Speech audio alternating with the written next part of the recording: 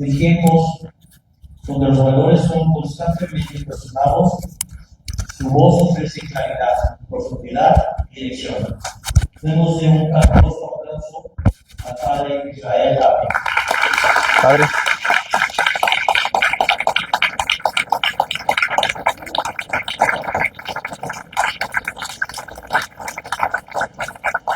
Buenas noches a todos, hermanos. Pues si me invitan vuelvo a venir, es la primera vez que me aplauden sin hacer nada. Gracias, hermanos. Ojalá y que todo esto sea para gloria de Dios, que nos sirva esta presentación que haré de nuestros antepasados, que fueron la gloria de nuestro pueblo, que fueron la admiración del mundo cristiano. Primeramente intentaré explicar por qué México reaccionó así, por qué otros pueblos han sufrido persecución y no han hecho lo que hicieron nuestros antepasados. Lo haría España después, 10 años después en la guerra civil. Conocí combatientes que me decían, mexicano, nosotros también cuando luchábamos gritábamos viva Cristo Rey como tus cristeros. Fueron inspiración para la España que luchaba contra el comunismo en aquel tiempo. Primeramente hablaré un poco de los antecedentes de la conquista, del virreinato, la reforma, muy breve porque no da tiempo, y me centraré por supuesto en los 3 años de la cristiada y en lo que se ha ido conociendo últimamente. Cada día se descubren más cosas.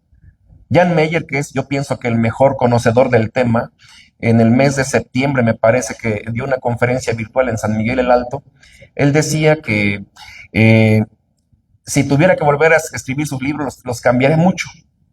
Daba un caso. Decía, en el libro digo que la cristiada costó 100,000 vidas de mexicanos. Pero ahora que he tenido acceso a muchos archivos que en aquel tiempo no tuve, sabemos ahora que la cristiada costó 250,000 vidas al menos. Y así van saliendo datos todo el tiempo.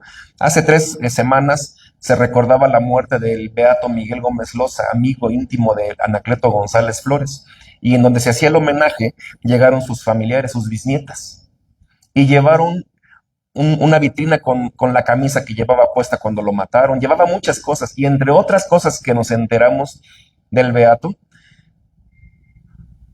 presentaron ahí un cilicio, y decía la familia, es el cilicio que usaba mi abuelo para castigarse él mismo, para pedir a Dios por nuestro país. Y van saliendo cosas cada día más interesantes. Por eso vamos a empezar primeramente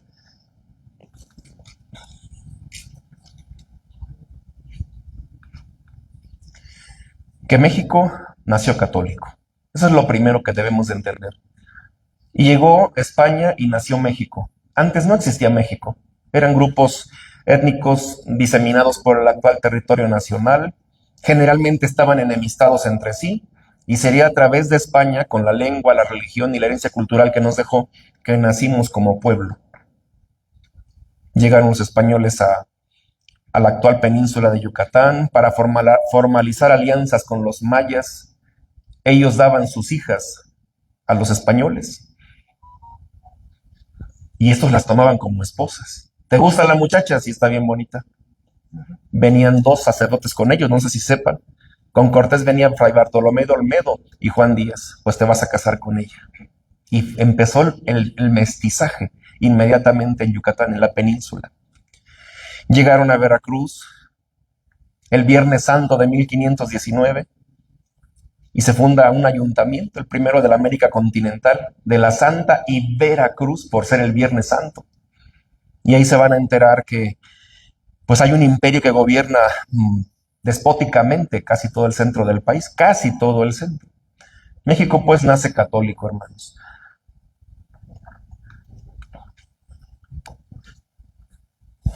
Viene un momento, por favor.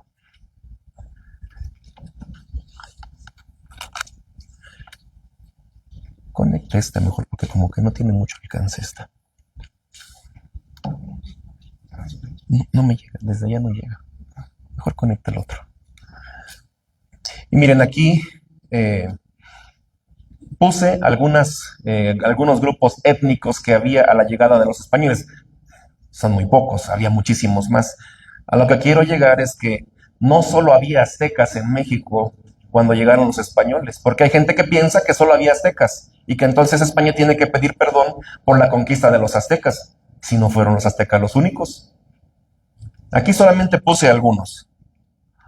Puse a los mayas, olmecas, totonacas, zapotecas, mixtecos, purépechas, chichimecas, y podríamos seguir arriba, Durango, los coras, los eris, mayos, los huicholes en Jalisco, muchísimos. Y el único imperio importante que se conquistó, importante, después hubo tribus secundarias no tan importantes, fueron los aztecas. Y aquí quiero que tengamos presente una cosa. En el primer enfrentamiento que hubo entre españoles y aztecas, ¿saben quién ganó? Ganaron los aztecas.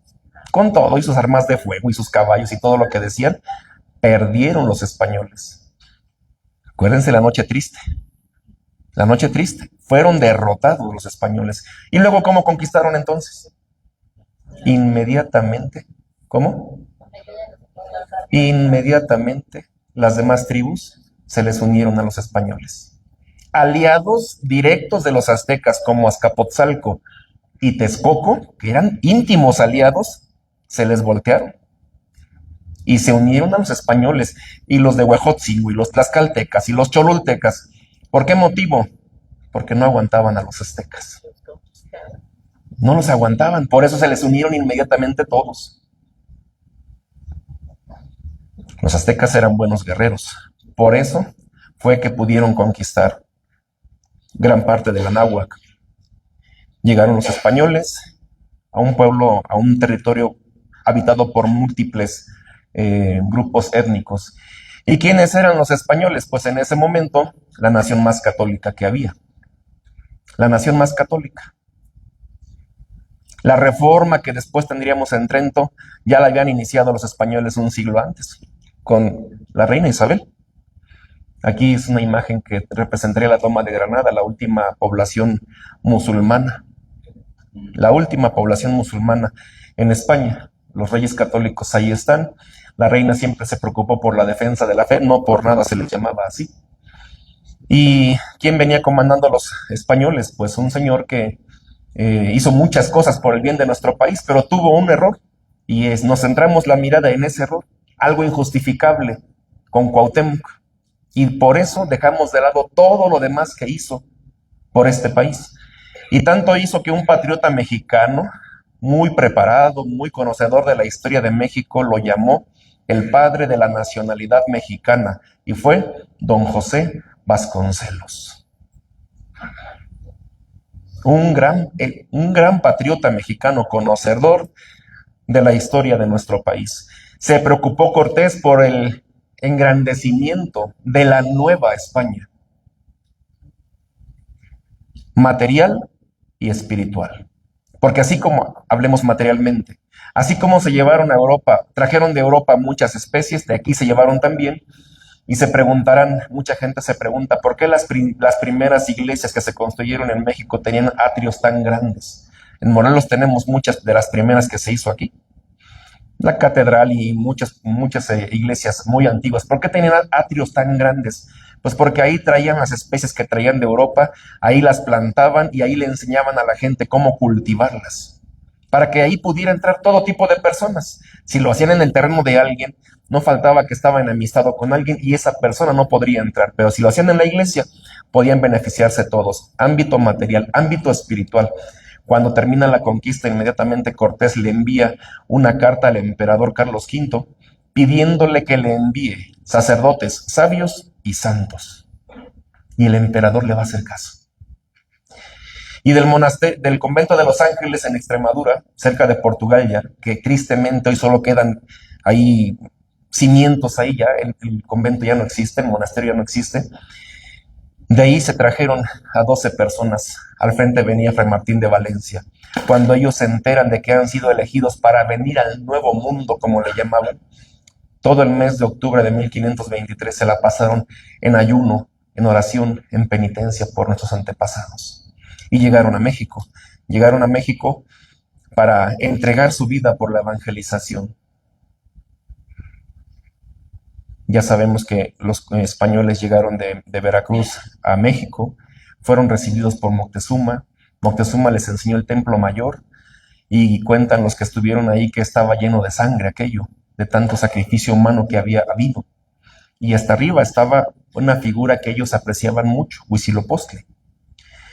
Y se dice que cuando una mañana veían a Cortés muy inquieto, sus soldados, de repente que lo ven que va caminando hacia el templo mayor. ¿Y a dónde va usted? Allá arriba. ¿Y a qué va? Es que no puedo estar aquí si esa imagen, si ese ídolo que ha cobrado la vida de tanta gente está ahí tan tranquilo como si nada, debemos destruirlo. No lo haga. Es el que más aprecian estos, ¿eh? Si lo toca, se nos va a armar aquí. Podemos perder la vida. Y Cortés contestó, a algo nos hemos de exponer por Dios. Fíjense, a algo nos hemos de exponer por Dios.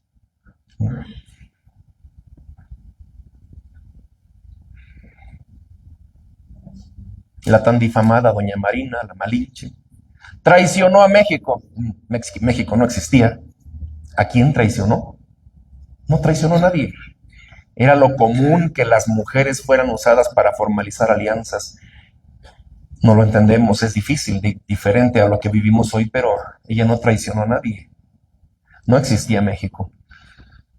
Él es Carlos V, el del chocolate. ¿Sí? El emperador católico. A mí me llama la atención Bernal Díaz del Castillo en la historia verdadera de la conquista de la Nueva España.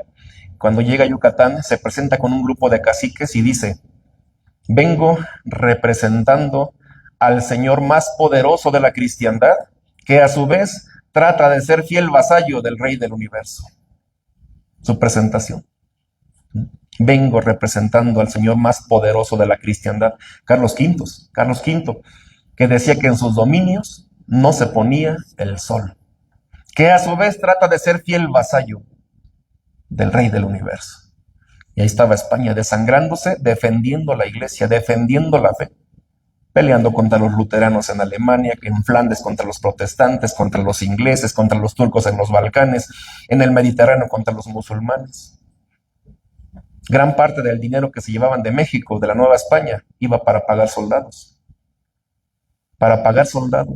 que estaban dando la vida por nuestra fe en contra del protestantismo. Me decía alguien esto una vez, estoy enojado con los españoles porque vinieron a destruir nuestra cultura, la del sacrificio humano. Es que lo hacían con mucho amor porque era por sus dioses. ¿Y por qué los llevaban agarrados de los brazos cuando los subían a las pirámides? Para que no se escaparan, padre, me decía una señora una vez, no, sabían que no se podían escapar. ¿Saben para qué los llevaban agarrados de los brazos? Generalmente cuando ya alcanzaban a ver arriba y veían la sangre, los corazones tirados, los cuerpos, los cadáveres ahí, se terminaban desmayando. Para, aunque sea arrastrando, subirlos para que los sacrificaran. Nuestra cultura. ¿Saben que practicaban el canibalismo? Los aztecas. ¿Saben qué es el pozole? Carne humana. ¿Saben qué es el pozole? Con carne humana. El pozole nació echándole carne humana. Carne humana. Inmediatamente prohibieron los sacrificios humanos. ¿Y saben cuánta gente se opuso a la prohibición de sacrificios humanos? ¿Cuánta gente protestó porque se querían seguir sacrificando? Nadie. ¿Quién? Todos tenían la posibilidad de morir. Niños, jóvenes, adultos, ancianos, hombres, mujeres. Cada dios tenía una manera diferente que le dedicaran la muerte de alguna persona. Hablé ahorita de cómo los llevaban, les sacaban el corazón a los que ofrecían a la Huitzilopochtli. Pero todos entraban, hasta los bebés, que se los sacrificaban a Tlaloc, ahogándolos en tinas de piedra llenas de agua. Todos podían pasar por el sacrificio. Me avergüenzo de que se haya forzado a los indígenas a convertirse. Pues eso las crónicas no lo dicen. Las crónicas dicen al revés, que apenas salían los misioneros a los caminos, la gente iba a pedir el bautismo, iban a llevar a sus hijos a que los bautizaran. Y más cuando aparece la Santísima Virgen. Cuando ella se aparece a uno de ellos, a un indígena macehual, Juan Diego Cuauhtlatóatzin, que se niega a obedecer a la Virgen. Acuérdense que él no quería ir. Madre, manda a alguien que sea más importante, que le hagan caso. A mí ni caso me van a hacer. No, yo quiero que vayas tú. Ellos se dan cuenta que son importantes ante Dios y la aceptan como madre y aceptan el regalo que trae a México. ¿Saben cuál era el regalo que traía? Dice el Nicán Pongua que la Virgen les dijo: deseo vivamente que aquí se me erija un templo para que desde aquí yo les dé todo mi amor. ¿Y cuál es el más grande amor de una madre? Y hasta la cara ponen así, ¿verdad? Los hijos. El hijo. El hijo. Ella viene embarazada. ¿Cómo saben? Primero por la cinta que trae aquí. Es una distinción de una mujer embarazada. En su vientre trae una flor de 4 pétalos, la Nahui Oyin, C-O-M-J, Nahui, la de 4 pétalos, que para ellos significaba 2 cosas: Dios, y lo utilizaban como símbolo de un regalo. Así como hoy vamos a una fiesta de un cumpleañero y para simbolizar o para representar o para indicarle que lo que le vamos a dar es un regalo, ¿qué le ponemos? Un moño. En aquel tiempo no había moños. Le ponían la florecita esa. Y quien recibía algo, veía en la flor, es un regalo para mí. Cuando los indígenas ven la flor de 4 pétalos en el vientre de la Virgen, dicen: ahí viene Dios, porque saben que está embarazada por la cinta. Ahí viene Dios. Y quien viene ahí es un regalo para nosotros. Por eso se enamoraron inmediatamente de Jesucristo. Los misioneros presentaron a un Dios que no pedía vidas humanas, que no pedía sacrificios, que Él mismo se había sacrificado por nosotros. De tal manera que Bernardino de Sahagún decía, un misionero que entregó la vida por nuestros antepasados, no los entendía. Él decía, se preguntaba: ¿por qué tienen que venir de tan lejos? Si en sus parroquias tienen imágenes de la Virgen, que se queden allá. Pasan hasta meses caminando para llegar aquí. Él no entendía lo que los indígenas habían entendido desde el principio. Todo el simbolismo que tiene la imagen de la Virgen de Guadalupe, que pues otro día podríamos ver o invitar al padre Eduardo Chávez, que es el experto en la materia. Casi 300 años, hermanos, fuimos parte de aquella España católica. Y acentúo eso, aquella España católica. Así nos sentimos y así nos hicieron sentir. Éramos España. Por eso está equivocado quien dice que España nos robaba el oro. No se puede, porque aquí esto era España. ¿Podríamos decir válidamente que hoy nos estamos robando el petróleo de Veracruz? ¿Podríamos decir eso? Veracruz es México. No es de México, es México. Que nos estamos robando no sé qué cosa de Chiapas. No, porque Chiapas es México. No pertenece a México, es México. Y así nos sentíamos nosotros. Por ejemplo, pensemos en los tlaxcaltecas. ¿Saben que fueron misioneros inmediatamente? Que grandes partes del sur de Estados Unidos y el norte de México fueron evangelizados por ellos. En Aguascalientes, por ejemplo, está el Jardín San Marcos, muy antiguo, muy bonito. Y hay diferentes estatuas de bronce. Un gallero, el sereno, no sé si sepan qué es el sereno, el que andaba alumbrando las calles en la noche. Y hay una imagen que rompe todo el estilo de las demás. Y en cada imagen tiene una explicación. En la explicación dice ahí: homenaje al indígena tlaxcalteca, que al lado de los españoles llegó a estas tierras anunciando el evangelio de Jesucristo. Nuestros antepasados se sentían españoles, porque eran españoles, porque así nos hicieron sentir. Éramos españoles. Y un dato más ya para terminar con esto. Saben que desde aquí de México, el señor Legazpi conquistó Filipinas. Y ya era otro rey el que gobernaba, ya no era Carlos V, sino su hijo Felipe II. Y por Felipe II se le pone a esas islas Filipinas. Desde aquí se gobernaba, por eso San Felipe de Jesús andaba por allá, tenía negocios, la familia en Manila. Y un día, si saben, Filipinas es un grupo de islas que colinda al norte con otro grupo de islas que se llama Japón. Un día se les empezaron a meter los samuráis, a hacer destrozos. Y el gobernador de Manila le mandó una carta a Felipe II diciéndole eso: tenemos problemas con los samuráis, no los podemos frenar porque no tenemos tropa. Pero tampoco Felipe II tenía tropa porque todo su ejército, que eran de los mejores soldados de la época, los tercios españoles, andaban diseminados por todas partes combatiendo al protestante y al turco y al musulmán. ¿Saben a quién mandó? Un contingente reducido de españoles, pero el grueso de soldados que mandó eran tlaxcaltecas. Tlaxcaltecas se fueron a Filipinas, anduvieron buscando a los samuráis, encontraron su base en una isla que se llama Cagayán, se enfrentaron con los samuráis y los vencieron. Los tlaxcaltecas fueron a derrotar a los samuráis a casa. ¿Ustedes piensan que si no se sintieron españoles habrían hecho eso? No, pero sentían que estaban defendiendo lo suyo, aunque estuviera muy lejos de aquí, allá en el mar, en el sudeste asiático. Fuimos parte de España, de la España católica. La Nueva España no fue menos católica. Fuimos igualmente católicos. La obra de los misioneros fue fundamental.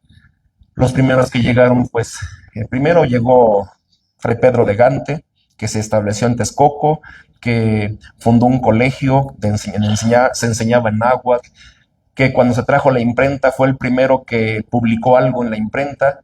¿Y alguien sabe qué se publicó en América? Lo primero que se imprimió, así como Gutenberg lo primero que imprimió fue una Biblia, aquí lo primero que se imprimió en América fue un catecismo en lengua náhuatl hecho por Fray Pedro de Gante, sobrino además del emperador Carlos V. Después llegaron estos 12 franciscanos encabezados por Fray Martín de Valencia, y ahí venía un señor que se llamaba Toribio de Benavente. Cuando venían pasando por Tlaxcala, era domingo, estaba el tianguis y se quisieron ir a ver cómo estaba todo aquello, maravillados que estaban. Y la gente cuando los veía, todos movían la cabeza y decían, motolinía, motolinía, y todos les decían así, hasta que les entró curiosidad. Oye, ¿por qué todos nos ven y nos dicen motolinía? ¿Qué significa eso de motolinía? No les querían decir los soldados españoles. Mire, padre, es que motolinía significa pobrecito. Es que los veían y les daban lástima. Venían descalzos, ayunos, penitencias, todos amarillos, pobrecitos. Fray Toribio dijo, miren, como es la primera palabra en esta lengua que conozco, y para que no se me olvide, en adelante quiero que me llamen así, motolinía. Además, porque San Francisco, pues el pobre de Asís era lo mismo, ¿no? El pobrecito. Y este es el origen del nombre de este gran hombre. ¿Qué tanto hizo por nuestro país? Que nosotros en Cuernavaca, por ejemplo, es el que hizo la catedral, la actual catedral. A 2 cuadras hacia el sur está una calle que se llama así Motolinía, porque se piensa que ahí vivió mientras se construía el convento de la Asunción, que hoy es nuestra catedral. Y bueno, aquí esta imagen la tomamos en Hermosillo, es la catedral de Hermosillo, con el padre Eusebio Quino. ¿Sí le suena el nombre? Los grandecitos sí les suena, ¿va? En los anuncios que había, el padre Quino, qué buen vino, alguna cosa así decían. Sí, ya no sé si existe ese vino o no, pero Eusebio Quino era parte de un grupo de jesuitas que llegó todo el norte del país, en la parte oeste, porque en la parte este, la zona de Texas, por ejemplo, ahí se evangelizaron los franciscanos. La parte oeste, que es desde Sinaloa, Nayarit, Sonora, toda la Alta Pimería, que actualmente, por ejemplo, es la California de Estados Unidos, la evangelizaron los padres jesuitas. 3 siglos fuimos una nación totalmente cristiana, 3 siglos, hasta que pues la masonería se empezó a meter a nuestro territorio y primero con la independencia nos dejamos manipular, matamos a nuestro libertador. Somos, creo que, el único país que ha matado a su libertador. ¿Quién es el libertador? No, Iturbide. Agustín de Iturbide. Hidalgo empezó, pero con sus ideas raras que tenía, la gente no lo apoyó. Iturbide fue el que, sin casi disparar una bala, casi sin pelear, sin matar a nadie, logró la independencia de México. Todos querían la independencia, pero no estaban de acuerdo con los modos de Hidalgo, ni de los que lo siguieron después, hasta que llegó Iturbide con el Plan de Iguala, 1821, el 24 de febrero. Primer punto del Plan de Iguala: La religión del naciente imperio será católica, apostólica, romana, sin tolerancia de ninguna otra. Y ahí explica, ahí se crea el ejército trigarante, la bandera del ejército, que son los 3 colores que tenemos actualmente. Después se modificarían, pero se conservan los colores. Y es el verde, no es el verde de nuestros campos, como a mí me hicieron repetir en la primaria. El verde significaba independencia, según el Plan de Iguala. El blanco, la religión, no es la nieve de tus volcanes, como repetía yo como periquito cuando era niño. Y el rojo no es el rojo de tus sandías. Porque a mí eso me enseñaron cuando era niño, que repitiera eso. Y el rojo era la sangre, la unión de la sangre. Quédense todos, americanos y europeos, y juntos, con nuestra unión de sangre, hagamos de esto un gran reino. Y todos apoyaron eso, hasta que se logró la independencia en Córdoba, Veracruz, en agosto. Qué hermoso de haber sido eso. Todavía en el portal de Ceballos, allí en el Zócalo de Córdoba, se señala dónde se firmó el acta de independencia. Qué hermoso de haber sido, ¿no? De un lado don Juan de O'Donojú y del otro Agustín de Iturbide. Cuando firman la independencia de México, salen, cruzan el jardín que está afuera y se meten a la iglesia, que hoy es la Catedral de Córdoba. Y primero se cantó un Te Deum y después se hizo la misa en acción de gracias para bendecir a Dios por la independencia de México. Después a Iturbide lo mataríamos nosotros mismos en Padilla, Tamaulipas. Llegaría los ataques de la masonería con los liberales, se les llamaba así, con Juárez, con Melchor Ocampo, con Santos Degollado, con toda esta gente, que se reflejaría en las leyes de reforma y en la Constitución de 1857, que atacaban frontalmente a la iglesia, aunque trataban de disfrazarlo, pero era ataque a la iglesia. A ninguna corporación civil o eclesiástica se le permitirá la posesión de bienes inmuebles. Iba a la iglesia al tiro. Pero también le pegó a las comunidades indígenas, por ejemplo. Eso lo padecemos mucho en Morelos nosotros. Porque como dice, ninguna corporación civil o eclesiástica civil se llevó a las comunidades indígenas, las dejó incapacitadas para poder defender sus tierras. Ahí fue cuando empezaron a invadir los hacendados. No podían defenderse las comunidades indígenas. Juárez hizo mucho daño a México. Por supuesto, los católicos se defendieron. Al frente estaba uno que había sido de los niños héroes, pero que se salvó, don Miguel Miramón, Tomás Mejía, Osorio, Márquez, y casi estuvieron a punto de ganar. Cuando les quedaba solamente por conquistar Veracruz, Juárez, que había huido por Colima a Estados Unidos, había ido a Nueva Orleans, la sede de la masonería, regresaba al puerto de Veracruz, pero en destructores norteamericanos.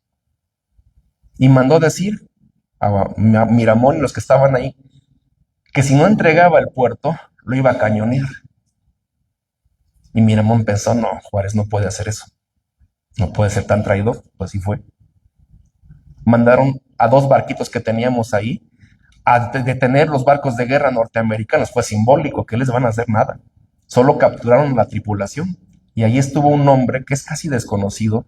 Después sí pueden ver que encuentran por ahí. El almirante Tomás Marín. Lo capturaron. Se lo llevaron a Estados Unidos. Lo tuvieron preso 10 años. Desde el principio le dijeron, lo dejamos libre si nos firma una declaración en la que se reconozca como pirata. Si estaba en un barco con bandera de México, en aguas territoriales mexicanas, como pirata. Y se negó el almirante. 10 años le costó no querer firmar ese documento que le ofrecían, ¿no? Hasta que Juárez murió, el ídolo de la democracia de los mexicanos que no leen. Sí, porque ¿saben cuántos años se permitía los periodos de gobierno en aquel tiempo? No, eran 4. Juárez estuvo casi 12. Nunca convocó elecciones. Todavía Porfirio Díaz convocaba elecciones y ponía incondicionales suyos y luego regresaba y todo. Hacía la finta al menos. Juárez nunca. 12 años sin que lo eligiera nadie. Hasta que murió el 18 de julio de 1872. Muy bien, cuando se me olvide algo, usted me va a decir.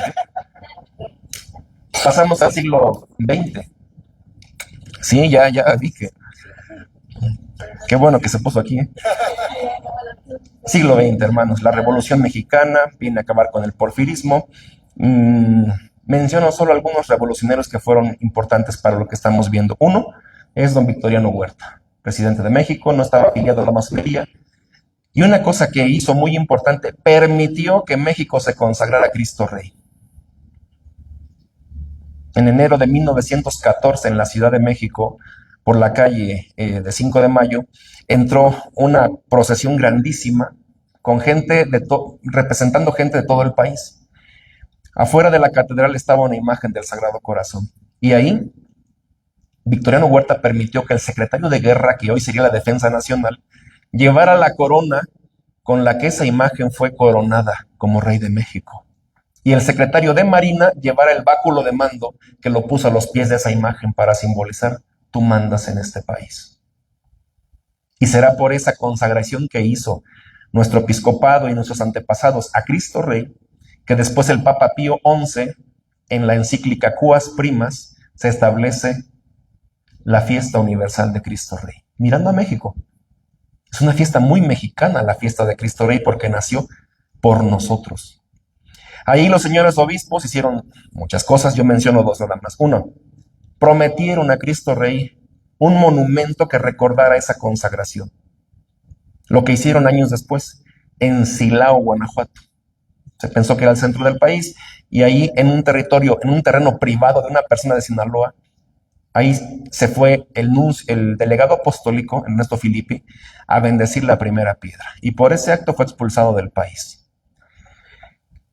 El monumento actual de Cristo Rey es el quinto. El quinto. Otra cosa que hicieron nuestros obispos hicieron una jaculatoria que se puede ver en la Basílica Antigua, que se puede ver en el Cerro del Cubilete, en el templo, en el que está hasta arriba, que dice: Sagrado Corazón de Jesús, perdónanos y sé nuestro Rey. Y eso rezaban nuestros antepasados: Sagrado Corazón de Jesús, perdónanos y sé nuestro Rey. A él esto se debe mucho a la autorización que dio este hombre. Pasamos a este otro, que fue un gran anticatólico, perseguidor de la iglesia, que lo recordamos mucho. ¿Qué hizo él? ¿Qué recordamos de él? La Constitución de Querétaro de 1917. Se juntaron elementos anticlericales. Los católicos no tuvieron participación ahí, no nos dejaron. Puro anticatólico estuvo presente ahí. En el Teatro Iturbide se llamaba en ese tiempo. El teatro existe hoy, pero le cambiaron el nombre y se llama Teatro de la República en Querétaro. Por lo que se sabe por el Diario del Constituyente, la Constitución se terminó en diciembre del 16. Ya estaba terminada. ¿Y cuándo la promulgaron? 5 de julio. ¿Y por qué piensan ustedes? Porque es la fiesta de San Felipe de Jesús en toda la República. Él era el patrón de la República. Si no hubiera podido venir, miren. Porque México hacía grandes fiestas el 5 de febrero por Felipillo, como decían con cariño, a nuestro primer santo.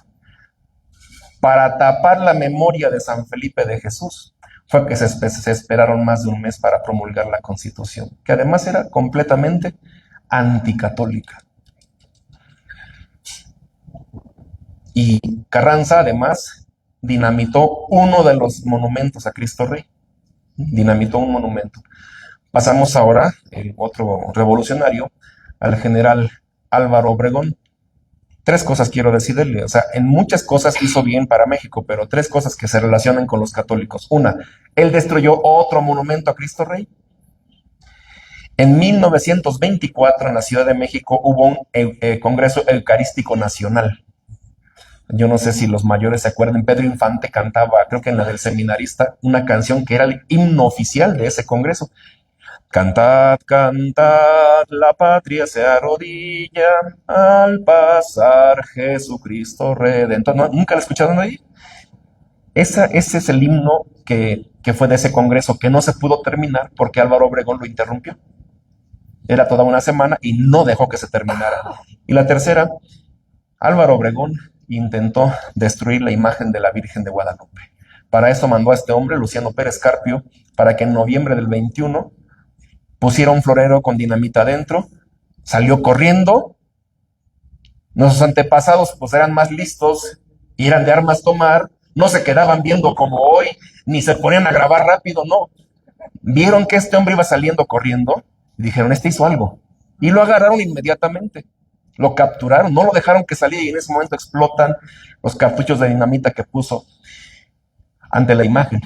Aquí era la costumbre, en aquel tiempo después de la misa se invitaba a una persona de la gente que había ido a misa que pasara a dejar a nombre de todos una ofrenda a la Virgen. Y eran veladoras, eran flores, lo que fuera. Y escogieron a este hombre, se puso hasta adelante, lo escogieron y él fue el que puso la dinamita ahí. Aquí así quedó el Cristo que estaba enfrente en el altar, que lo pueden ver todavía hoy en día. En la Basílica de Guadalupe, entrando a la mano derecha, ahí se encuentra este Cristo y se encuentran muchas fotos que se tomaron en aquel día de cómo quedó destruido aquello, gracias al general Álvaro Obregón. Y después pasamos con este hombre que es don Plutarco Elías Calles, que la gente en aquel tiempo no lo llamaban así. Dice Meyer, Jan Meyer, dijo, no me acuerdo si en San Miguel o en Aguascalientes en diciembre, que él tuvo la oportunidad de hablar con las hermanas de Plutarco Elías Calles y que las señoras le contaban que ellas se cansaron de rogarle que no persiguiera a la iglesia, pues eran católicos. Y decían las señoras, pero es que no sabemos qué le pasó a mi hermano. No sabemos qué le pasó. Le rogamos de mil maneras que no lo hiciera, él lo hizo. Y como eso en aquel tiempo se supo, a este hombre no le llamaban Plutarco, le llamaban Pluterco.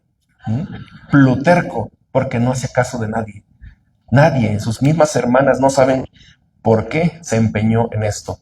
En el 4 de enero de 1926, él firma un proyecto de ley que tiende a modificar algunos artículos del Código Penal Federal, reglamentarios de algunos artículos de la Constitución, como el 3º, el 5º, el 27, el 130, para que se termine como casi, no lo dice así, pero casi impidiendo la labor de la iglesia.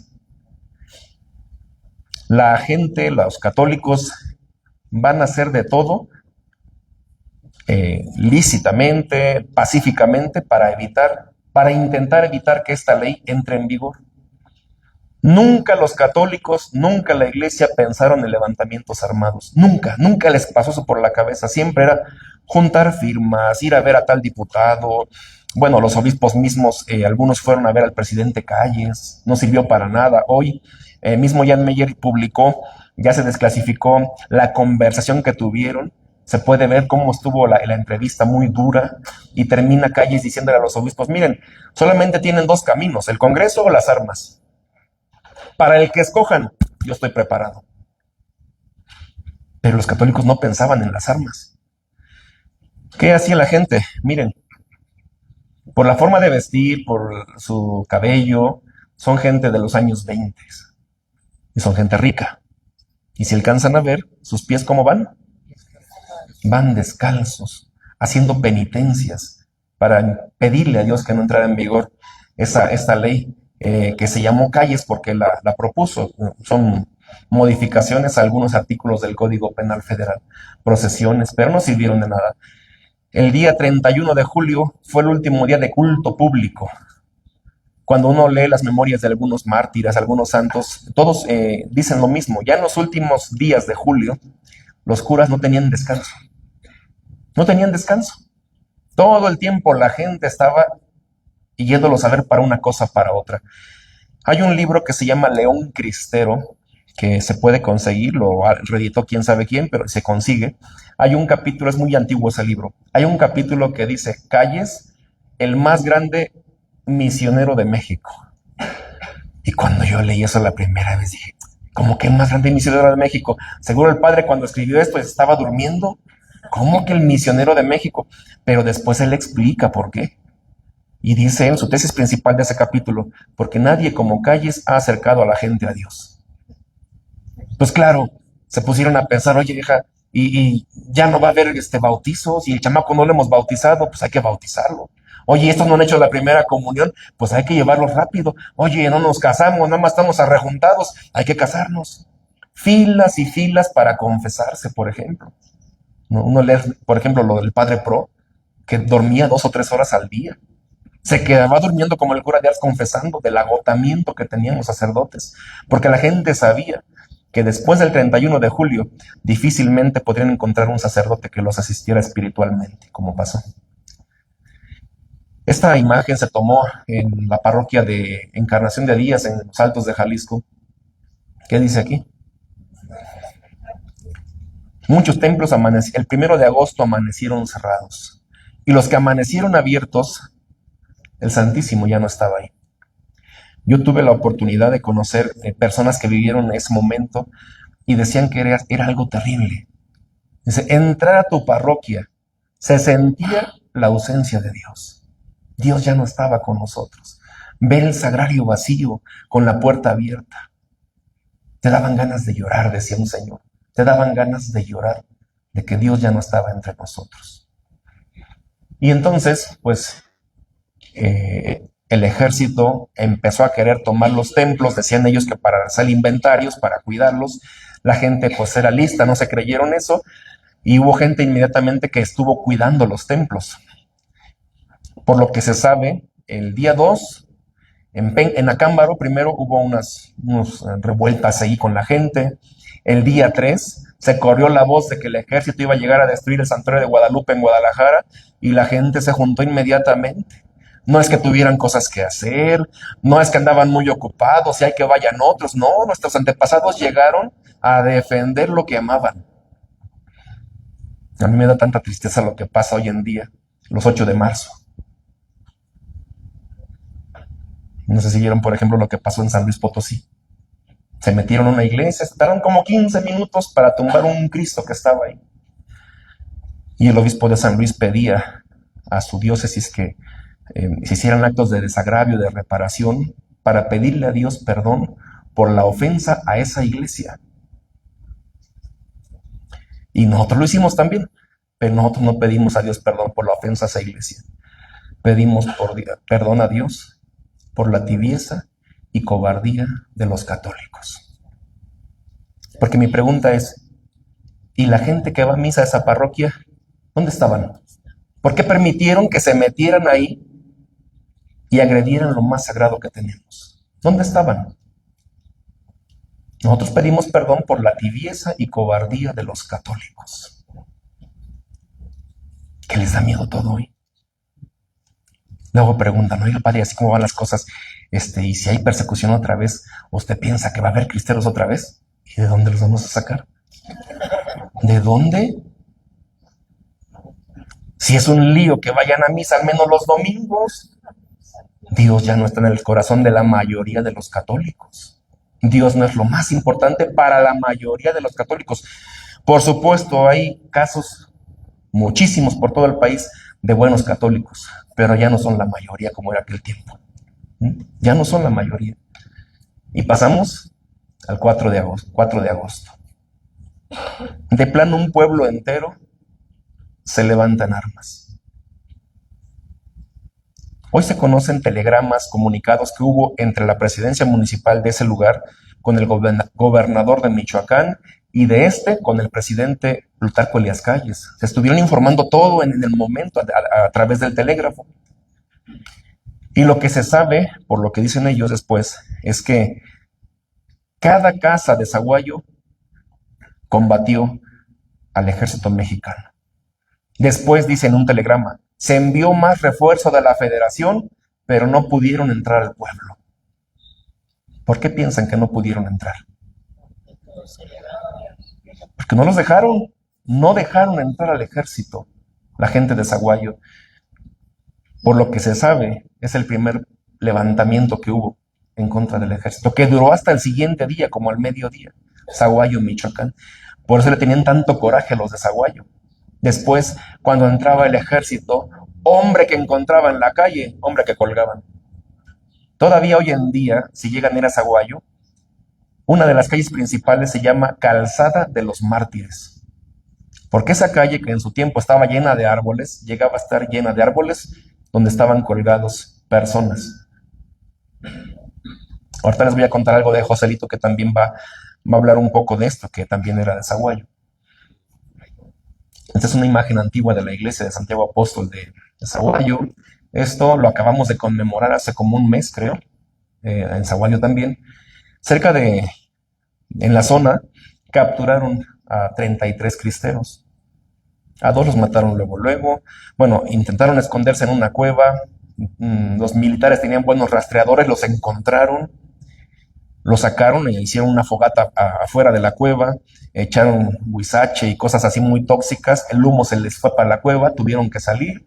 Ahí mataron a 2, se llevaron al grupo, al pueblo, a la iglesia de la parroquia Santiago Apóstol.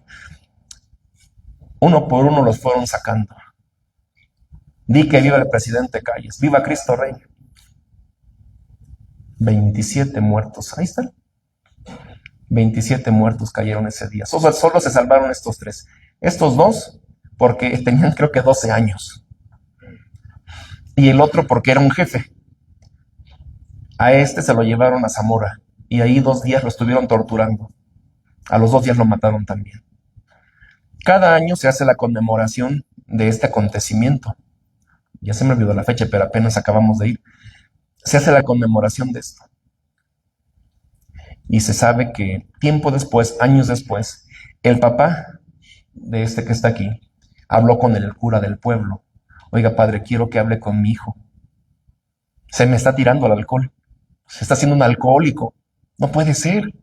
Si era compañero de los mártires. Y el padre mandó traer al muchacho.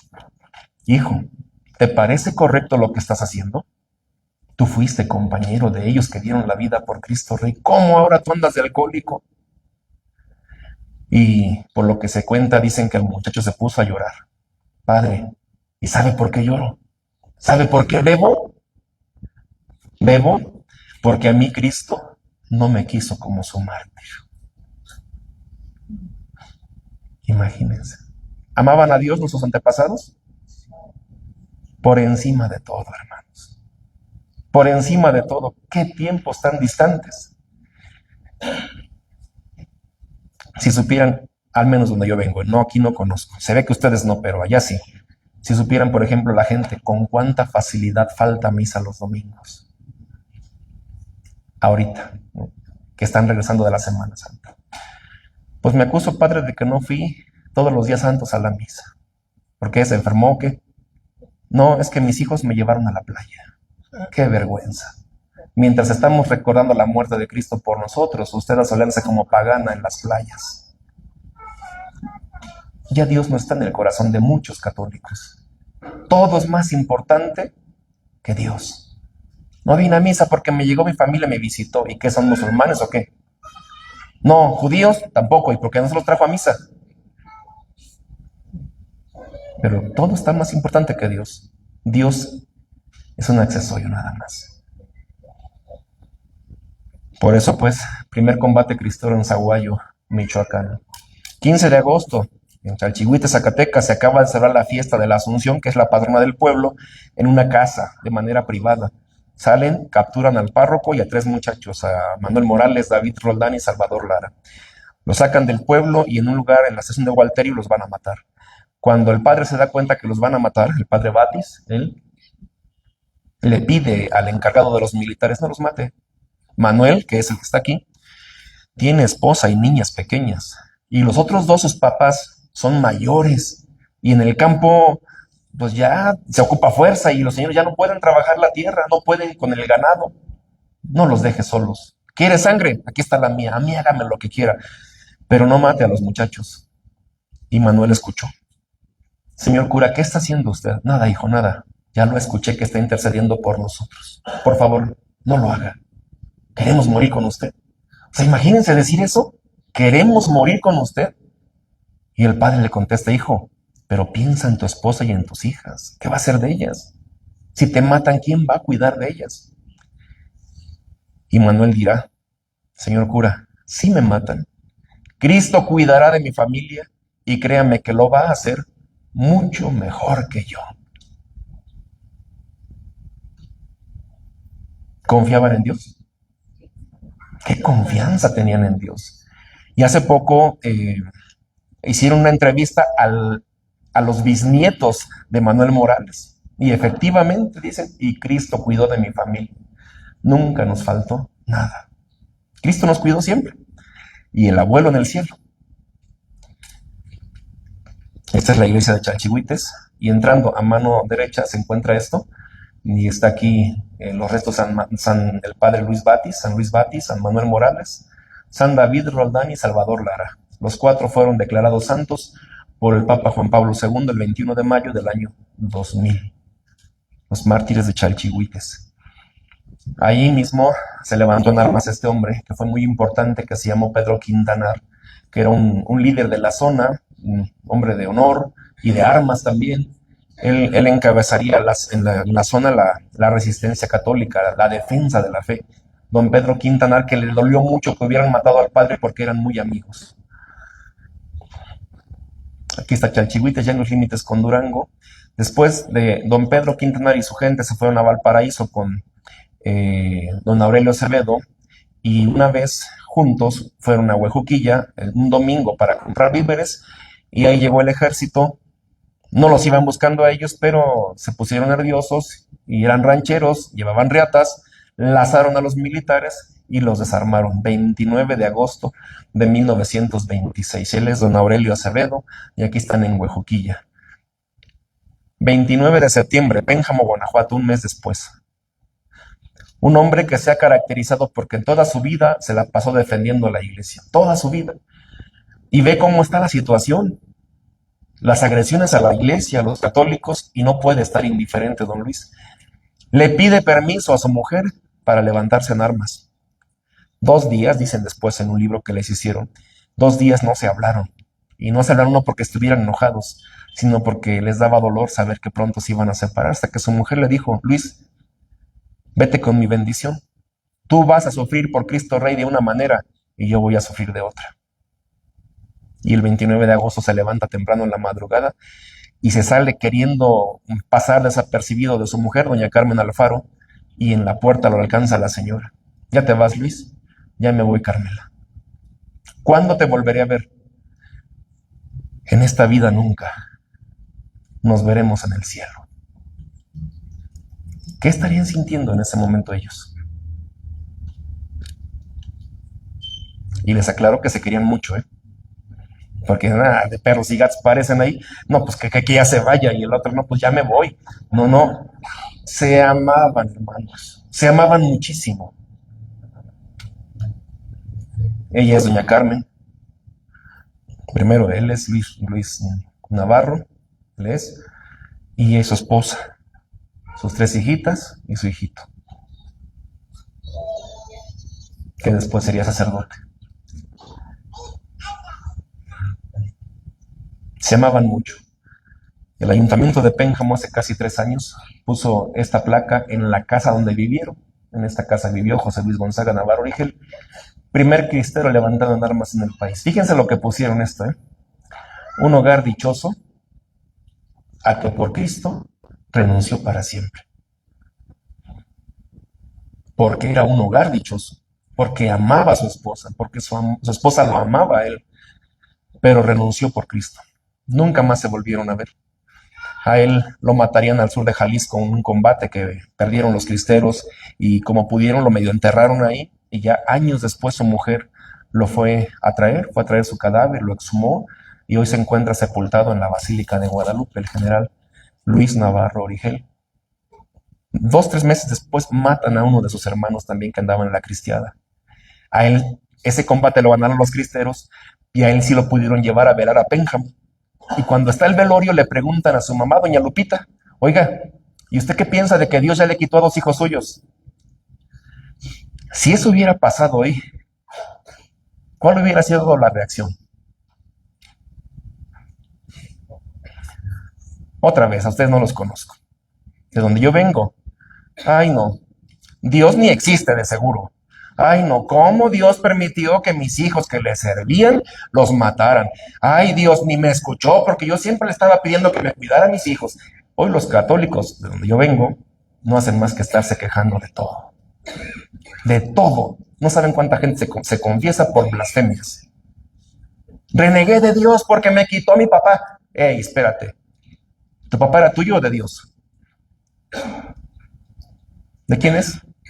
Somos de Dios. Que la gente no cuida a su familia cuando la tienen con ellos, que los tratan mal y hasta que mueren se dan cuenta las personas que eran, pues ya no es problema de Dios. ¿Saben qué contestó doña Lupita? Le preguntan qué piensa de que Dios ya le quitó a 2 hijos suyos. Y la mujer, que era una profunda cristiana, contesta, pues yo pienso que Dios se ha quedado corto. ¿Cómo que corto? Sí, yo le ofrecí, le entregué todos mis hijos. Él solo tomó 2. Fíjense, yo le ofrecí, le entregué todos mis hijos. Él solo tomó 2. Y así, los cristeros, ¿quiénes fueron? Pues gente común que huyeron primero a los cerros para salvar su vida, porque lo que se sabe, los principales promotores de los cristeros fueron los militares mexicanos, que eran unos salvajes, que llegaban a los pueblos a matar, a robar, a violar, que profanaban las iglesias, que si no se sacaba a tiempo el copón con el Santísimo Sacramento, ¿saben muchas veces lo que hicieron? Aventaban las hostias consagradas y encima los caballos para que bailaran encima del Santísimo Cuerpo de nuestro Señor. Rancheros que primero fueron huyendo y después no les quedó otra más que defenderse con las armas en la mano. No había otra manera. Empezaron a usar un grito que pensamos que es inspirado por Dios. Dice el Señor Jesús en el Evangelio que cuando los persigan no se preocupen por lo que van a decir. El Espíritu Santo les va a inspirar lo que habrán de decir. ¿Alguien me puede explicar cómo es posible que nuestros antepasados en todo el país, tanto los que combatían como los mártires, todos gritaban lo mismo? ¡Viva Cristo Rey! Hablamos de los 20, 1926. No es que alguien mandó un tuit que tenía un montón de seguidores y dijo, a partir de ahora, todos tenemos que gritar ¡Viva Cristo Rey! No. Rancheros en las sierras de Oaxaca, que de Durango, en Zacatecas, lo mismo gritaban todos. ¿Cómo nos podemos explicar eso? Yo no le encuentro cómo pudieron hacer eso. Gentes que nunca se encontraron y todos gritaban lo mismo. ¡Viva Cristo Rey! Cuando combatían gritaban ¡Viva Cristo Rey! Los militares mexicanos los escuchaban y cuando venían ahí decían, ahí vienen los Cristos Reyes. Y la frase se fue acortando hasta que terminó los cristeros. O sea, el nombre lo pusieron los militares mexicanos, los cristeros, los que luchaban y morían por Cristo Rey. Y ahí está nuestra gente, hermanos, nuestra gente, nuestros antepasados, rancheros, gente pacífica, que se vieron obligados a tomar las armas. Tan pacíficos, por ejemplo, piensen en Jalisco ustedes. Tradicionalmente, en las revueltas que hubo en el país, Jalisco no participaba en nada. A diferencia de Guanajuato, que es el estado que más ha participado en todas, la primera rebelión que tuvo fue cuando expulsaron a los jesuitas. Solamente 2 poblaciones se levantaron en armas, fue San Luis Potosí y San Luis de la Paz. Y después de Guanajuato sigue Morelos. No nos perdemos una. Revolución, independencia, guerra de los 3 años, todo lo que hay, le entramos. Pero Jalisco no. Jalisco era una zona muy católica, la gente muy tranquila, les gustaba trabajar, vivir tranquilos en paz. Cuando empiezan los levantamientos, hay una junta en México entre el presidente Calles, Joaquín Amaro, el secretario de Guerra, y el gobernador de Jalisco. Y le pregunta Calles al secretario de Guerra, ¿qué pasó en Jalisco? ¿Por qué hay tantos levantamientos? Y con esos antecedentes que les digo, el general Amaro va a decir, no se preocupe, general, es el gallinero de Jalisco. Esa concepción tenían de los jaliscienses, gallinas. Es el gallinero de Jalisco. Deme 3 meses y yo apaciguo todo. Y el que estaba ahí, el gobernador de Jalisco, que había sido seminarista y compañero de Anacleto, terció ahí, no diga 3 meses, Yo conozco a la gente que está al frente. Van a morir antes que puedan dejar el combate. No diga 3 meses, no se vaya a cumplir en 3 años. Y fueron 3 años. La cristiada duró 3 años. Gente pacífica, hermanos. Gente pacífica que combatieron por Cristo Rey. Aquí más o menos quisimos hacer un mapa para que veamos dónde hubo cristeros. Pensamos a veces que solamente en el occidente o en el Bajío hubo. Solo 6 estados no tuvieron cristeros. Por supuesto, la intensidad no fue la misma, pero hubo cristeros en todas partes. Las penínsulas no tuvieron. Aquí ni gente teníamos para empezar.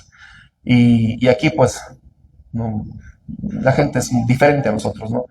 Pero todo el país, Chiapas, sí, me refiero que son muy tranquilos. Hay documentos de que, por ejemplo, que ultrajaron una iglesia. ¿Saben qué hicieron? Se esperaron a que se fueran, se juntaron los vecinos, hicieron una carta, juntaron firmas y presentaron una protesta firme ante el gobernador. Fue lo único que hicieron. Eso pasó en tantos otros lugares del país y la gente se agarraba a balazos con el ejército. Un día salgo del seminario donde estudié, en Cuernavaca, a correr y llego a una parroquia y me senté a descansar un rato ahí y llega un señor y se sienta en la misma banca conmigo, un señor mayor. Y empezamos a platicar y yo estaba escribiendo algo de los cristeros y le pregunto, oiga, don, ¿y usted cuántos años tiene? Pues ni sé. Ayúdame a sacar la cuenta, soy del 13. Saqué la cuenta, pero hasta el 26. Este tenía 13 años en la cristiada, ¿se acuerda de algo? Digo, oiga, ¿usted nunca escuchó hablar de los cristeros?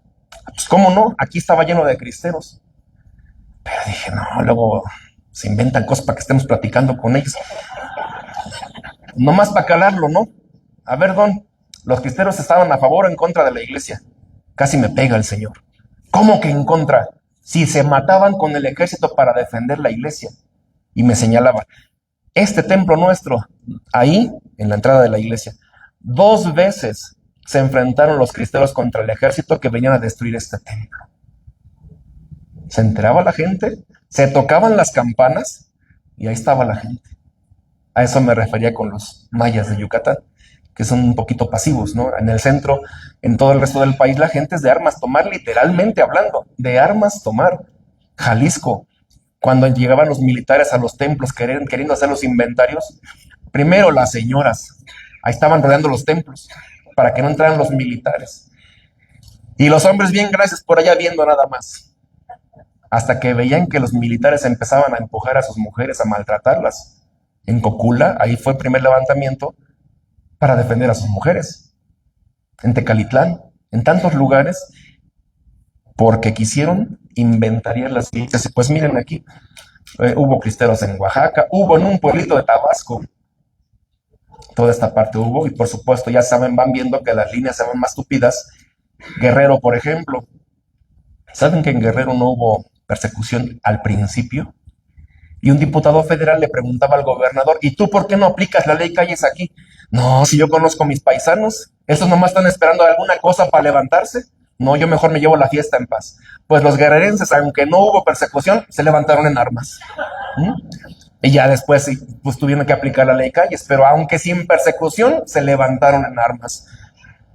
Morelos, tuvimos cristeros en todos los municipios, pues toda esta parte, aquí ya para allá al occidente y el Bajío, pues sí, por supuesto, fue lo más tupido. Y todavía hubo zonas muy fuertes donde en las colindancias con Michoacán y Jalisco, con Colima, aquí en la zona de Cualcomán, por ejemplo, la zona de Los Altos, aquí de la zona de Quintanar y la de Durango. Hubo 2 brigadas solamente, que reunían miles de hombres, que era la brigada Quintanar con 3 regimientos y la brigada de Los Altos. Muchísima gente ahí, miles de combatientes. Se logró los servicios de un general del colegio, del heroico colegio militar, un general de carrera, Enrique Gorostieta Velarde, que organizó a los cristeros, que les dio mucha disciplina, mucha formación, que los puso a trabajar en conjunto, impulsó mucho la cristiana hasta que lo mataron el 2 de junio de 1929 en la Hacienda del Valle, en el municipio de Atotonilco el Alto, en Jalisco. Esta imagen es de él y esta otra es la del año pasado del homenaje que se le hizo allá. En una carreta trajeron sus restos que están en Atotonilco y custodiado por descendientes de cristeros. Aquí hay muchas banderas que se usaron en la cristiada. Aquí este es el lugar exacto donde lo mataron aquel año. Aquí se hizo un acto cívico y después aquí a un lado es un pueblito y hay una capilla, un templo, y ahí hicimos la misa por su eterno descanso del general y por los cristeros que cayeron con él. 12 personas murieron en ese lugar.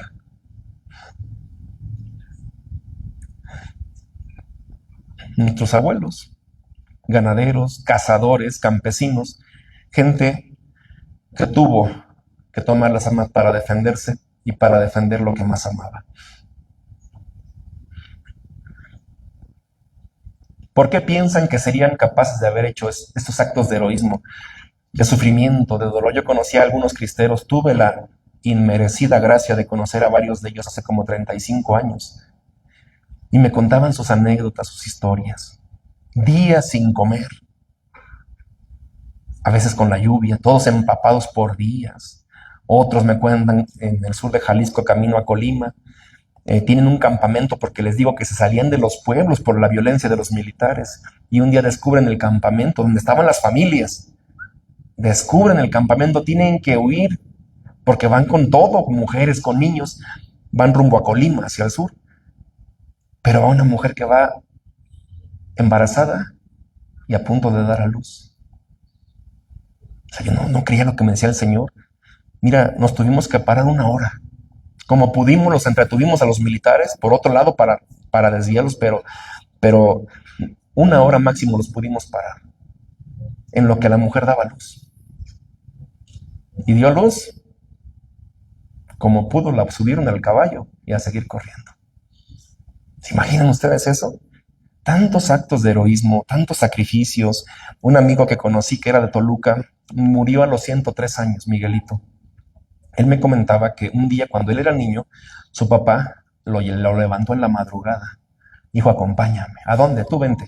Ya lo vistió por el frío y todo eso, y tomaron un autobús hacia la Ciudad de México. Y dice que él calcula que en la Marquesa se bajaron en medio de la nada. Habló de los 20, no había nada como ahora. Y entonces, ¿y qué estamos haciendo aquí, papá? Tú vente. Y que empezaron a caminar y encontraron un hueco, una vereda, y se metieron al bosque. Y adentro había un claro. Y un niño, al fin y al cabo, ¿no? ¿Y a qué estamos haciendo aquí? ¿Y a quién esperamos? Y no sé, y de repente dice que de todo alrededor del bosque empezaron a salir los cristeros. Que empezaron a preparar un altar allá y se empezó la misa. Y decía Miguelito, en mi larga vida nunca he visto tanta devoción al participar en una misa como la que vi en esos hombres. Pues por supuesto, estaban combatiendo por Cristo Rey. La cuestión es, ¿se pueden imaginar la vida de esas personas ahí en la Marquesa? El frío, cómo le dan con la comida, con tantas privaciones que tuvieron. Y entonces vuelvo a la pregunta, ¿por qué fueron capaces de hacer esto nuestros antepasados? ¿Qué piensan ustedes? ¿Por la fe? ¿Por amor? ¿Qué más? El Espíritu Santo, porque eran valientes. Pues estaban abusando de su fe, abusando de sus costumbres, abusando de su fe. Pero mire, hoy pasa lo mismo y no hacemos nada. Hoy también abusan de nosotros en muchos lugares y los católicos hoy no hacen nada. ¿Sí? Sí tiene razón. Miren, por mi primera intención, miren, vuelvo a lo mismo. Son gente de nosotros, rancheros, ganaderos, agricultores. ¿Por qué pienso yo?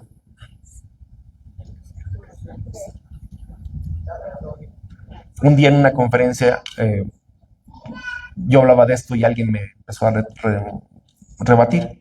Y él decía que no, que cómo era posible que tomaran las armas para defender la fe, para defender su vida, que no se tiene que hacer eso. Yo tenía tiempo encima y también el programa que habían hecho ahí. No pude contestar, solo el Espíritu me iluminó con esa frase. Solo se defiende lo que se ama. Solo se defiende lo que se ama. Si no, hay pretextos, hay justificaciones para no hacerlo. Como la hubo en aquel tiempo. O sea, no piensen que toda la gente se levantó en armas. Fueron también muchos que no tomaron las armas, que se escudaron en muchas cosas para no combatir. Tampoco aquella gente combatió en aquel tiempo, todos. Solo se defiende lo que se ama. Acuérdense de eso, hermanos. Solo se defiende lo que se ama. No amas, no te importa. No te importa que se haga lo que quieran. Amas, te importa, luchas. Defiendes. Y ya mencioné hace un momento a las mujeres. Las mujeres en la cristiada fueron fundamentales. Sin ellas no hubiera sido posible la cristiada. Solamente quiero hablar brevemente de las brigadas femeninas de Santa Juana de Arco. Estas son las fundadoras en Guadalajara. ¿Cuál era su misión? Conseguir comida, medicamentos, dinero, municiones para los cristeros. ¿Han visto la película La Cristiada? Sí. Hay una parte en la que se ve que las muchachas se confeccionan unos chalecos y los llenan de balas. No sé si se acuerdan de eso. Que incluso después en una estación del ferrocarril se les van cayendo las balas. ¿Sí se acuerdan de eso? Eso fue real. Hacían esos chalecos. Conocí a un cristero que me decía, un hombre ranchero, gente acostumbrada a la fuerza, al trabajo rudo. Él decía, yo nunca me pude explicar cómo esas muchachas eran capaces de llevar un peso tan grande por distancias tan largas. A nosotros, hombres de campo, nos costaba trabajo cargar los chalecos que traían ellas. ¿Cómo podían estas muchachas hacer eso? Miren, ella se llamó Celia Gómez, fue de las fundadoras. Sus últimos años de vida, hay fotografías de ella, se la pasó en cama. ¿Saben por qué? Porque por tanto peso que cargó, su columna vertebral se la lastimó. No pudo caminar más. No pudo caminar. Y seguro como ella, hubo más. Se sabe de ella pues porque fue de las fundadoras, Celia Gómez. San Margarito Flores García. Lo nombran párroco de un lugar que se llama Tenango del Río, no sabe llegar, va preguntando y llega a un pueblo que se llama Tulimán, en Guerrero. En Tulimán le dicen que el comisario es buen cristiano y que él le va a ayudar. Y le dice, soy sacerdote, ayúdeme a llegar a Tenango porque no sé. Sí, cómo no, padre, pero le quiero pedir un favor. Sí, ¿cuál? Hay unos muchachos que quieren vivir juntos, pero no los dejan sus papás y no se casan, no los puede casar. Sí, y casó a los muchachos. Eso ya era territorio de su parroquia, aunque estaba lejos. Y se dice, ¿no?, que fue el primer matrimonio que hizo, el único y el último. El comisario puso a un muchacho que llevara al padre a Tenango y con la mala suerte de que cuando van entrando al pueblo, va llegando el ejército. Y empiezan a revisar a la gente. El padre exteriormente no lleva ropa de cura, pero cuando habla en su maleta, pues ahí lo descubren. Y luego, sin hacer nada, a ver, párense ahí. Y el muchacho, ¿cómo que párense ahí? ¿Para qué? Pues los vamos a fusilar. Fíjese, no hicieron nada. Solo por la ropa que llevaba el padre, las cosas, sus pertenencias de sacerdote, bastó para que los maten. Y dice el muchacho, ¿pero por qué nos van a matar? Porque alguien de ustedes es sacerdote. No, pues esto no es mío. ¿De quién es? Pues de él. Pues los vamos a matar porque es sacerdote, pero yo no sabía que era sacerdote. ¿Y entonces qué estás haciendo con él? A mí mi patrón me pidió que le viniera a enseñar a llegar a este pueblo. ¿Quién es tu patrón? Don Cruz Pineda, el comisario de Tulimán. ¿Y dónde está? Pues en Tulimán. Pues vámonos para Tulimán. Y mientras pasaba esto, estas cosas son nuevas, hermanos, ¿eh? Esto lo hemos ido descubriendo apenas estuvimos con las bisnietas de Don Cruz. Y mientras pasaba esto, golpearon al padre, y mientras estaban golpeando al padre, no faltó quien del pueblo se dio cuenta y se fueron rápido a avisarle a Don Cruz, a Tulimán. Don Cruz, capturaron al padre y a su trabajador y vienen por usted. ¿Cómo que capturaron al padre? Sí, vienen por usted. Así es que escóndase, váyase. Pero ¿y al padre qué le van a hacer? No, al padre lo van a matar. Y fíjense lo que dijo Don Cruz, que había visto solo una vez al padre. ¿Qué dice?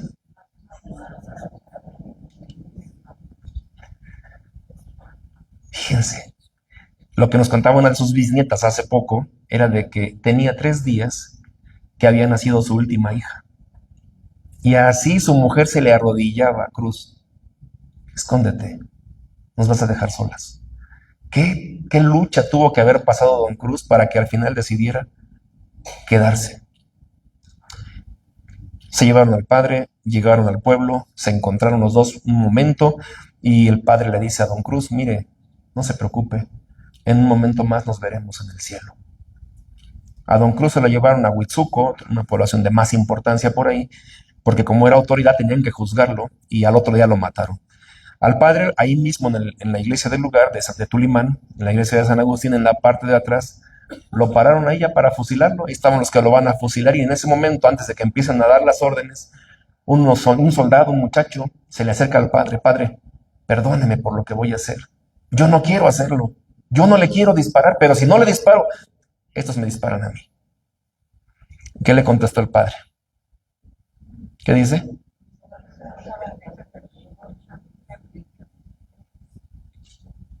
Y ahí cayó, el 12 de noviembre de 1927, San Margarito Flores.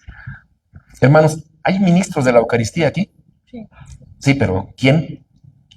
1, 2, 3, 4, 5, 6, 7. ¿Nadie más? ¿Ministros? Sí, ya las conté. Porque miren, lo que sigue brevemente por el tiempo, pero les va a interesar mucho. Les voy a hablar de un santo mexicano que canonizó el Papa Juan Pablo II, que se llama Bernabé de Jesús Méndez Montoya. Él nació en Tarímbaro, Michoacán, pero era párroco de Valtierrilla, Guanajuato, a un lado o perteneciente al municipio de Salamanca. Un día va llegando el ejército, se corre la voz y la gente sale corriendo, ¿no? Porque eran unos salvajes estos señores. El padre también sale, pero se recuerda del Santísimo. Sabe lo que le hacen al Santísimo si lo encuentran y se regresa a querer salvar al Santísimo. Lo capturan.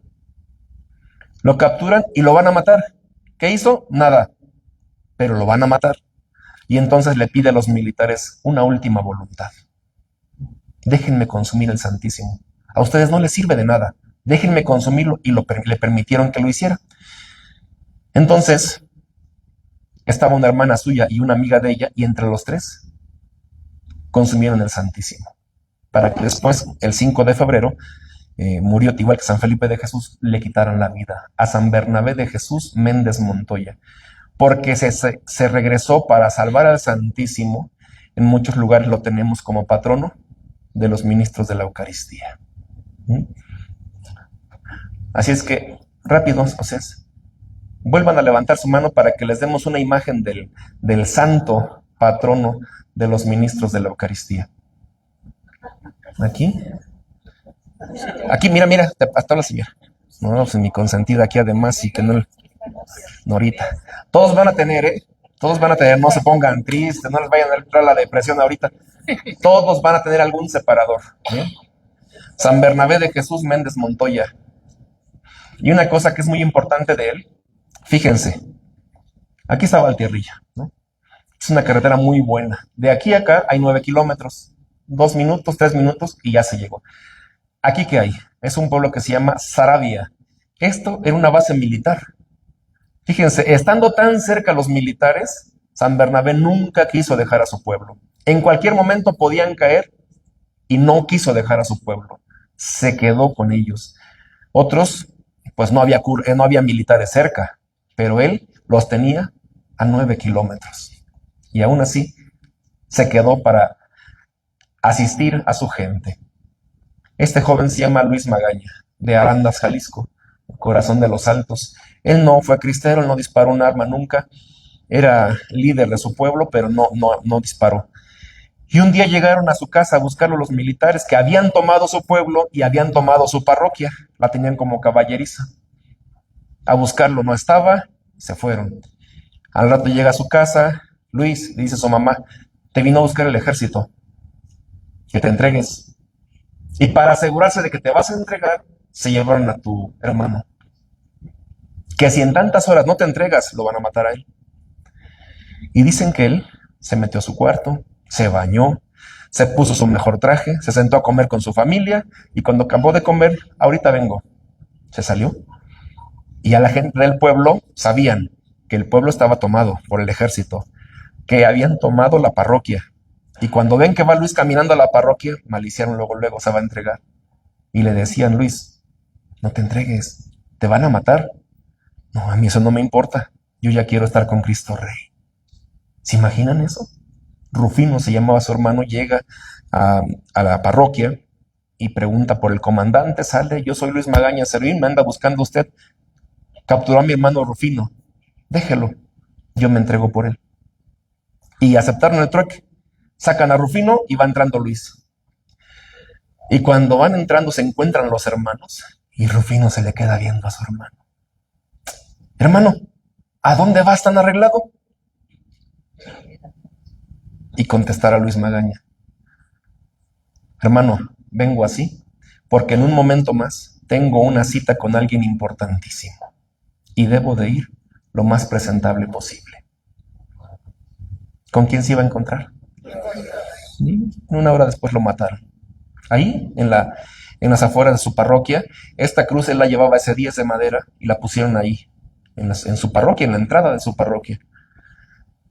Catequistas, ¿hay aquí? A ver, levanten la mano. Bueno, porque esto que sigue les va a interesar. Ya pásense, por favor. Voy a hablarles brevemente del padre Pedro Esqueda, de San Juan de los Lagos, estado de Jalisco. El municipio que está al lado se llama Jalostotitlán. El presidente municipal era muy católico y no permitió la persecución en su pueblo. Y entonces un montón de curas de la región se fueron a refugiar a Jalos. Pero San Pedro Esqueda no quiso hacerlo. No quiso dejar a su pueblo solo. Y entonces se quedó ahí a bautizar a escondidas, la misa a escondidas. Y él hizo una cosa que hasta donde sabemos nadie más hizo. Y que fue dar doctrina a los niños en plena persecución religiosa. Por supuesto, sucedió lo que tenía que suceder. Alguien lo denunció, lo capturaron y se lo llevan a matar a un pueblo que se llama Teocaltitán, perteneciente al municipio de Jalostotitlán.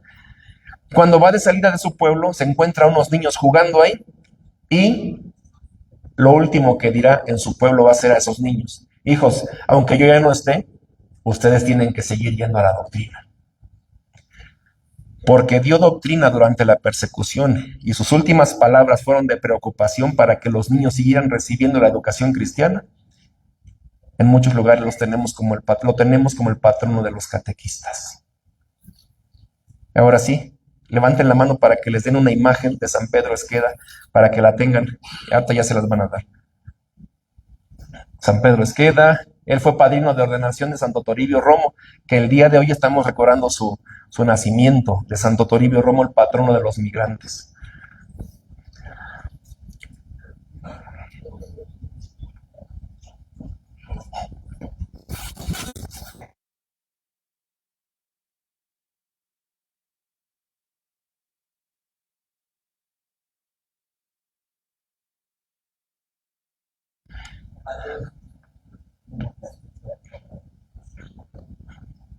Mi abuelo fue administrador de una hacienda. Era una persona culta, preparada. Sin embargo, murió en el Cerro de la Bufa. Zacatecas. Decía usted que por qué motivo pudieron, por fe, pero él era fe porque era preparado. Sí. Fue administrador de hacienda, tenía cierta cultura. ¿Por qué murió? ¿Por qué entregó su vida? Con un grupo de gente. No fue solamente fe, era una persona preparada y sabía lo que hacía y todo. Entonces murió por fe. Así es. Pero llevó un grupo, un contingente de gente y a todos los convenció, gente ignorante del pueblo, pero iban por fe. Sin embargo, él debe haber tenido mucha fe, era preparado. Hey. Y murió por fe. En Zacatecas hubo mucho cristero en el Cerro de la Bufa, sí es verdad. Miren, el tiempo ya se me fue. ¿Que aguantarán unos minutitos más o ya cortamos aquí? ¿Sí? Miren, me voy a tener que saltar lo del Padre Pro porque pues ya no da tiempo.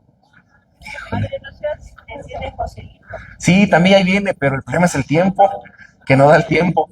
Ahí viene el Joselito también. Miren, del Padre Pro nada más alguna cosa rápida. Murieron 4. Murió el Padre Pro, su hermano Humberto, Luis Segura Vilchis y Tirado Arias. Bueno, aquí están algunas imágenes. ¿Por qué tenemos tantas imágenes del Padre Pro? Porque el presidente Calles mandó traer la prensa para que tomara imágenes de las ejecuciones para que cuando los católicos las vieran, escarmentaran, decía él. Pero la gente inmediatamente reconoció a ellos como mártires y empezaron a comprar las ediciones vespertinas de los periódicos de aquel tiempo. Y entonces Calles se dio cuenta que le salió el tiro por la culata. Y entonces al rato andaba la policía deteniendo a la gente que tenía un periódico y los detenían con las manos en la masa, decían ellos. Miren, solamente rápido. Aquí están algunas imágenes de la muerte del Padre Pro y de sus compañeros. Él es Humberto, su hermano, el ingeniero Luis Segura Vilchis y Tirado Arias. Están velando a los 2 hermanos. Y de un momento a otro, don Miguel Pro, su papá de ellos, le dice a la gente: a ver, espérenme tantito, ya no quiero que me estén dando el pésame, felicítenme. Y la gente se queda: ¿cómo que felicítenme? Si acaban de matarle a 2 hijos. Ya pensaron que don Miguel como que ya se le iba el wifi, ¿no? Y alguien le dijo, oiga, don Miguel, pero ¿cómo lo vamos a felicitar si están tendidos sus 2 hijitos? ¿Cómo nos pide eso? Y don Miguel, que era un profundo cristiano, que era de Zacatecas, ellos eran de Guadalupe, Zacatecas, municipio conurbado de la ciudad de Zacatecas, les dice, es que ustedes no entienden. Fíjense qué palabras tan sabias dijo don Miguel. Dios nos da a nuestros hijos para ayudarles a ganar el cielo. Y con ellos yo ya cumplí. Ahí está don Miguel Pro. Anacleto y su compañero de lucha, el licenciado Miguel Gómez Rosa, el que les digo que usaba silicio para lastimarse él mismo por el bien de México. Los hermanos Vargas González que murieron con Anacleto junto con Luis Padilla. Anacleto lo capturan y lo matan el 1 de abril del 27, al siguiente día 2 lo sepultan, va muchísima gente como pueden ver aquí, y la policía secreta andaba por ahí nada más viendo y capturó a muchos católicos.